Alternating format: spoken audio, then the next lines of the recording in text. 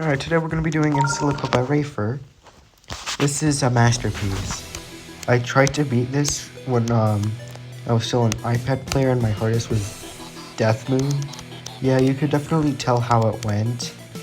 I only got a new best of like 20%, and it was also extremely laggy because my iPad is a 60 hertz and it's like really old as well.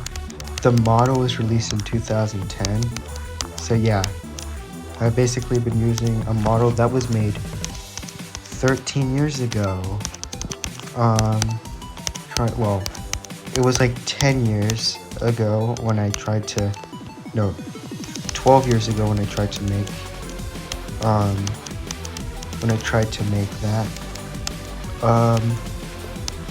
So yeah. I'm beating this now and it's actually extremely easy. However, due to my skill issue and due to all the lag, I couldn't get this done, but now we are. We are going to beat this map, and it's going to be taking a very short period of time. Because obviously, as I've grown myself skill-wise, maps like these will become easier and easier, and also I'm on my way to trying to beat Lonely Travel and Nintendo. Because, like, why not?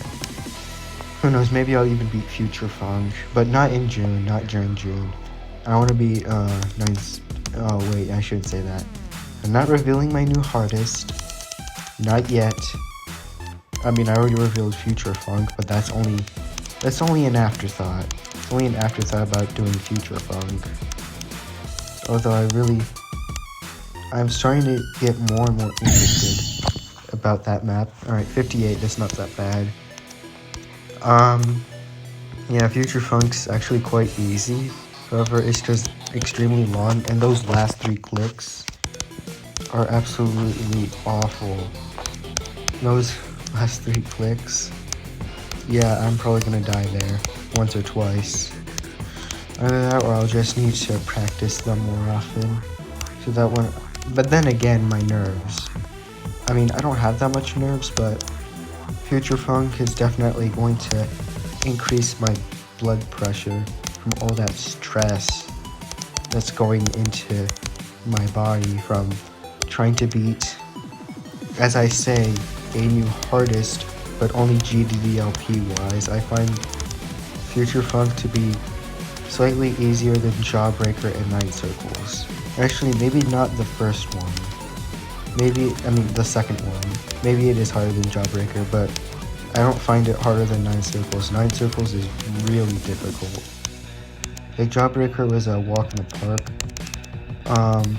I just revealed when I was planning on beating for June. Whatever, I'll just reveal it. I'll just reveal it this month. June's new hardest is going to be 9 Circles, because that map is extremely close in difficulty to Jawbreaker and it has the same style, and also because it's a really popular map that I feel like I really want to beat. I mean, Wave is pretty much my best game mode, even though I'm a old school player, like really old school. Like, my main skills are classic memory and old school gameplay, like club step style and all those buffer clicks.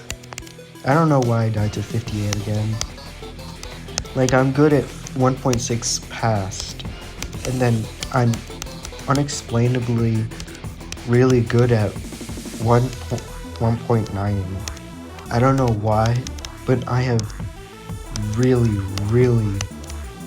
gotten a good grip on 1.9 maps. I guess maybe they were partially inspired by 1.6, since I consider that to be my best update skill-wise, because I've beaten so many 1.6 maps, and I've beaten them in so little time. However, who knows, it might actually be 1.9 for some reason.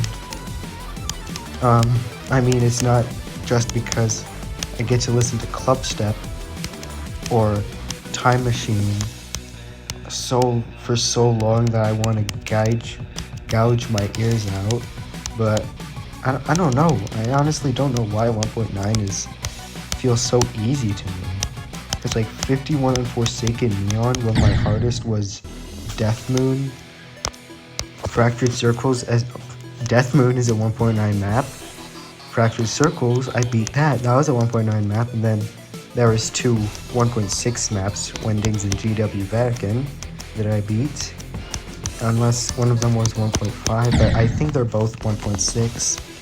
Then PG Club Step and Death Step, which I think are also both 1.6. Although PG Club Step did get an update. There's an old version. And then Jawbreaker 9 Circles, both of them are 1.9, and then Future Funk, that's 2.0. And then one of my goals is to beat a certain map that's also made in 1.9, which I will not share.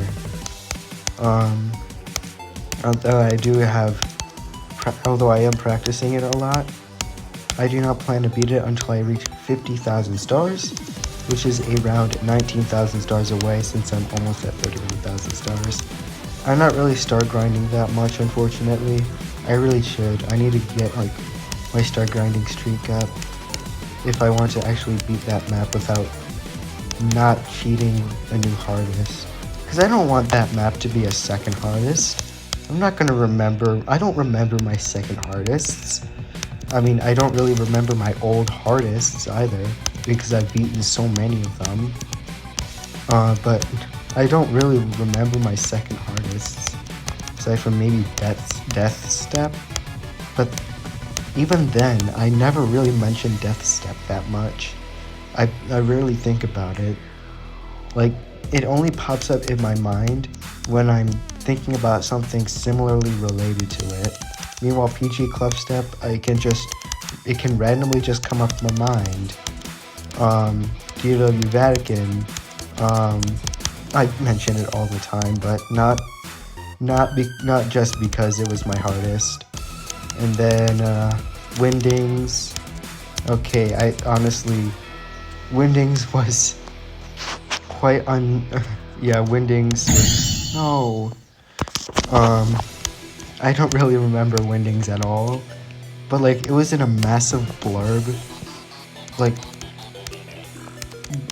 in between GW Vatican, no, surrounding GW Vatican and Windings were two maps that had absolutely stayed at the #1 spot for a long time. Wait, never mind. Reanimation was the one who broke that. In between Reanimation and Windings and GW Vatican, there were two massive maps that stayed for like over 2 months. That they were called, Fractured Circles and PG Club Step. Because after that, like, I only had Windings as my hardest for like 4 days or a week. Same with Reanimation. Reanimation only lasted like 2 weeks before I beat Windings accidentally too quickly. Like, I don't know how I beat Windings that quickly on an iPad. And then GW Vatican, I remember it for a different reason, because of the gameplay and not because it used to be my hardest. If I just randomly beat GW Vatican and like it was if it had normal gameplay, like fun gameplay, then I probably wouldn't remember it. It would probably just be like brought up in my mind whenever I think about what my old hardests were. And then PG Club Step. The PG Club Step stayed for around 9 months before Jawbreaker finally overtook it. And I think Jawbreaker is probably gonna be the one that I remember, because it was the one I actually tried on. The one I put my I can't say blood, sweat, and tears. I honestly can't. That's too dramatic. I don't know. But 9 Circles, Future Funk, all of those, they're probably going to be in that one position where I completely forget about them. because I'm probably gonna be beating 9 circles randomly in the middle of June without a wonder in the world, thinking, how did I just beat this quickly or something? But like, Jawbreaker's already been in the #1 spot for 2 days or 3 days. Yeah, it's gonna stay in the top 5 for quite a long time, like with Fractured Circles and Death Moon. Actually, now that I say that, the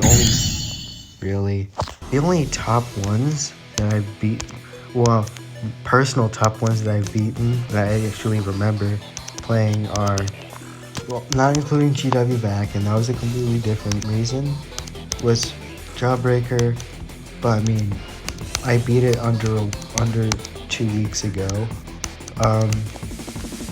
Fracture Circles, PG Club Step. Alright, I don't remember playing Reanimation or Windings. I do remember playing GW Vacuum, but I just saw a video of it. I remember Death Moon a lot. What was the hardest before? I remember Sad Drop. That one was really good. I slightly remember Ultra Paracosm, but I had to rebeat that. I remember, I don't think I remember any others. Maybe Club Step? I remember Deadlocked. But I don't remember Club Step that much. Which is sad because that was one of my least favorite maps at the time. And it was also my hardest. But like, Club Step has gotten so easy for me now because I've played so many similar Club Step copies. Like Peachy Club Step was basically just Club Step, but hard. And then there's a bunch of other maps that uses the Club Step song that I wouldn't mind beating. Like, I did a practice run on Club Step EX, which has awful gameplay. I mean, that gameplay is really bad. But it could legitimately be a new top 5 that I could beat with a little bit of time on my hands. But I don't feel like beating that map right now because it's got some of the worst UFO and ship gameplay I have ever seen in my life. Who knows? Maybe I'll beat Forsaken Neon. Nope, I'm not beating Forsaken Neon. Not yet. It's not going to be a new hardest, or it might be, but it's going to be. It's going to be like GW Vatican. I remember it for a completely different reason, except GW Vatican is a lot better than Forsaken Neon. That map, under construction, it's still not as bad as Forsaken Neon. Anything else, Forsaken Neon is pretty much my least favorite map because it's so unbalanced and it relies so much on spam and weird gameplay that was only used during that specific month. Like the ultimate phase. Who used it when, I think it was Anubis, when Anubis made that, oh wait, no, that was during a buff date, never mind. When the buff date for the ultimate phase occurred, during that infamous orb slides. Yeah, those are called orb, I'll just call them orb slides, because that's pretty much an appropriate name. I mean, nobody really uses names for gameplay gimmicks. I mean, sure, sinkers, but those are decorations. But like, yeah, those are awful, and they go on for so long. Yeah, the timings on Forsaken Neon are not good. But let's talk about In Silico. This map is extremely fun. It's pretty much my favorite XO map. It's not XXL like what I played yesterday, but it's like, I think it's 3 minutes long, but I don't have like mega hacks, so I can't. Stop dying to 67! You're supposed to go up. Why are you going down? But this map, I think it's around 3 minutes, which is it's a decently long time.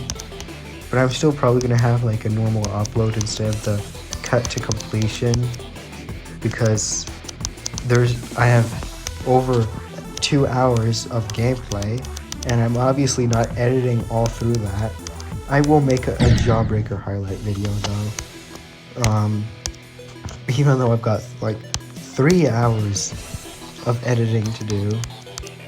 This map is probably gonna take me like 10 more minutes, which is okay. That's 3 attempts or 4 attempts. Yeah, I like this map. I didn't think I was going to like Rafer gameplay, since, you know, when Alkali makes a map that's a little too weird, people always say that's like a Rafer map, because Alkali and Rafer make completely different styles of maps that are actually really similar when they start trying to be creative. Like, Rafer could just make a map that's unlike any of his other maps. That's just like a basic map with gameplay, with like decoration that he always uses, and people would think it was an Alkali map. Same thing with Alkali. If he makes a creative map instead of, like, you know, the maps that he always creates, because they're always really simplistic. Like, if he decided to make a complex map with a unique something, then he would probably be considered like Rafer. Or if it had good decoration. The decoration in Alkali maps are not good. But that's okay. I like the gameplay is always better than the decoration. This map right here has good well, it's not really the best decoration, but I still like the decoration. It's still good. But like, this has good gameplay and good decoration. I mean, it should still be epic worthy if it came out today. Yeah, Rafer was ahead of its time when he made this, and Sky Tower. But I am not being Sky Tower. That map destroyed me when I first played it, because of that drop. That drop was killing me, and I didn't know how to actually play that drop correctly. And I haven't done a practice run on it, so I technically still don't. But I have it in a map pack. I mean, a gauntlet. Well, gauntlet's pretty much just a 5 map pack that's you have to beat. No, you're supposed to pull. It's a buffer click. You're supposed to be a 1.6 player, not a 2.1 player. Yeah, this map. There are some gameplay instances that I find a little weird, but yeah, this overall good map, good deco. I like it, even though it's an XL. It's not XXL, so I like it a little bit better. And this is also a weekly, and I think it's in a, like, maybe another pack. Maybe. I think it's in another GGLP pack. So that's gonna get me more list points, so I can get into the top 25 easier. But, you know, I don't think I can make it into the top 25 without beating medium lemons or hard lemons, or even insane lemons. But I'm getting there. I'm chipping away at reaching the top 25, unless number 25 keeps going. But I don't think number 25's in the server anymore. I mean, I haven't seen the movement go up or down or anything. So yeah, I really don't think I'm gonna reach a top 25, but it would still be cool if I did. Plus, I'm trying to go for a top 25 in the weekly, and I know for sure I can do that, because the easy lemons alone will definitely get me to that place, because there are some people that just didn't, no, why did I die there? Because there are some people that, didn't really upload all of the easy lemons or medium lemons or those 2 hard lemons.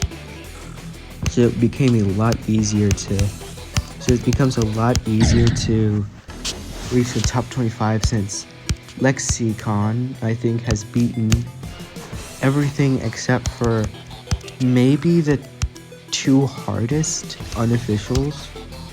I'm certain that Lexi has beaten some of the X, like probably Bloodbath.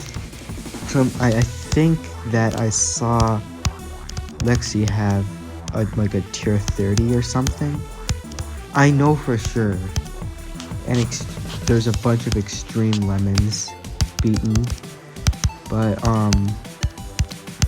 I don't think that she's completed them all. But there's a massive difference between Lexi and even the top 10, because Lexi has beaten like pretty much everything. Because those points, there's people that still have better progress than you overall. That you can't. That's not acceptable. You have to be first place. That's pretty much. I think that's maybe how that went. That's pretty much what I'm thinking. Except I am not going to beat Lexi anytime soon. So I'll just go on with a nice, quiet second place. Because, first place can sometimes be impossible. Like if you're running on if you're running with Usain Bolt and a bunch of other random people, you should go and aim for second. Because,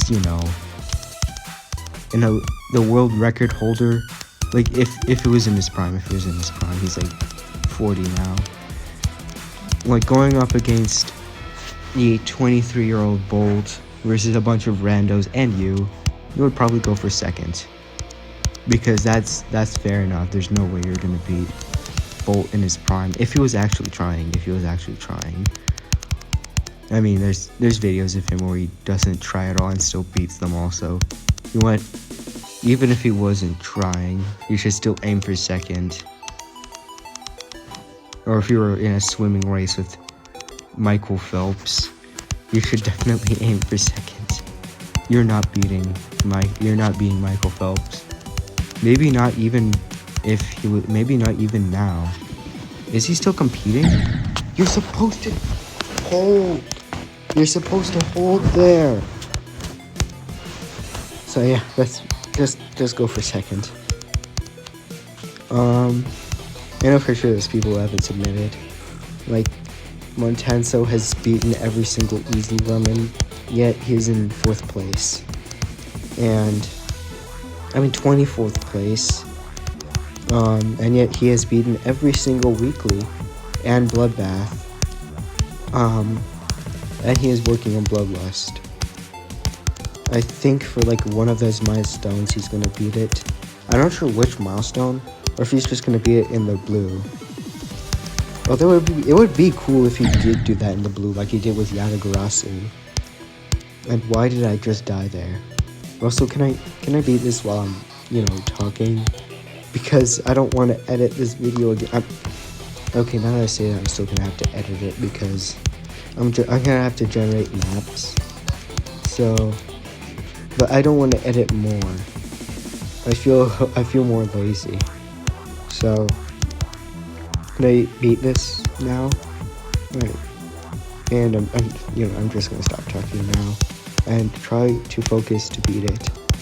This gameplay is not as hard as you would think for a tier 2 or a tier 3. I'm not sure what tier this is. I know that it's in tier 2 or tier 3.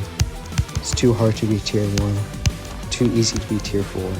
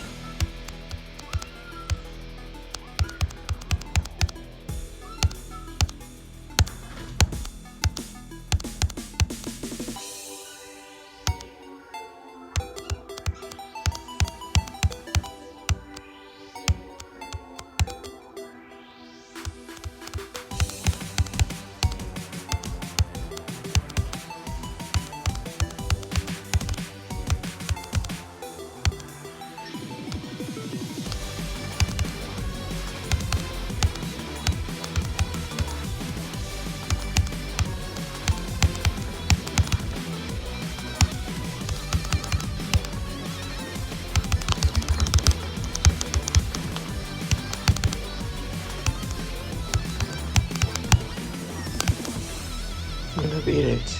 Yay. Alright. I'll change colors. Alright, nice. 19 maps to generate. Let's see what we got. Oh, that's most of them are old attempts. Right, nice. And we get a thumbs up, and we get to generate 19 maps. Nice. 19 maps to generate. Let's see what we get. No, I'm not filtering it. It's a normal lemon hat, so everything gets. Alright, I already beat espionage, so draw 10 more since we're doing 19. Alright, so maybe I'll go for.